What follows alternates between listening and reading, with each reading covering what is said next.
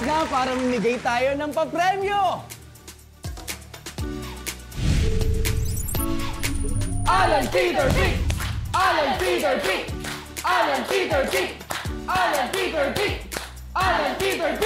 Ang maglalaban-laban ngayon ay ang mga working students at live event hosts. Pero paano pa natin malalaman kung sino ang mga maswerteng maglalaro? Simple lang. Sa ilalim ng inyong mga upuan may nakadikit na CIA cards. Ano pang hinihintay natin? Tingnan nyo!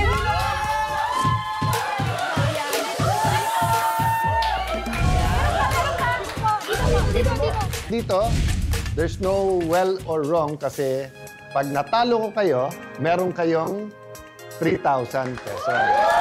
Pag natalo niyo naman ako, meron naman kayong 5,000 pesos. Okay, start tayo. O, dito muna tayo. Alan Peter P!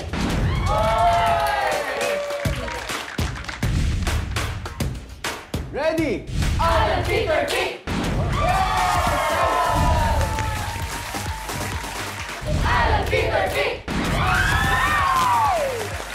5,000 pesos. Alan Peter P! 3,000. And Alan Peter P! 5,000.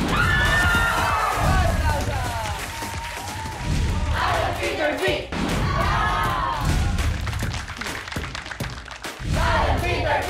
5,000. Alan Peter P! Panalo!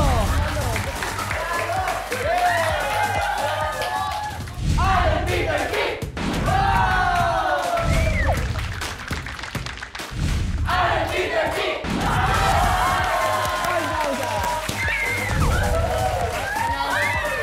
Panalo o talo, pareho yung oo nyo eh.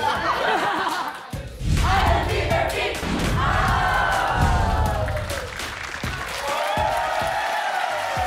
At syempre, walang natatalo dito.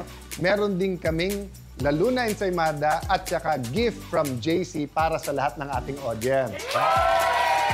Ating takeaway, meron supot na takeaway, pero meron din insights or pauwi sa inyo ng mga thoughts tungkol sa ating episode today, no? Pag painful or hurt ka, ang daling sabihin, sana nag-usap. Maliit pa lang yung problema. Pag-usapan na, pero sabihin talaga yung nararamdaman mo. At pag ikaw naman ang sinabihan, huwag mong maliitin. Maaring yung baliwala sa'yo ay pinaka-importante sa kanya sa buong mundo. Marami sa problema ng pamilya sa ating bansa, nagsisimula sa maliit, dumadami. Ang takeaway ko sa kwento ng magbiyanan na ito ay ilaban natin ang tama. Katulad na lamang ng kwento ni Alexi Brooks. Bullied when she was very young. Umuuwing duguan, verbally abused by friends.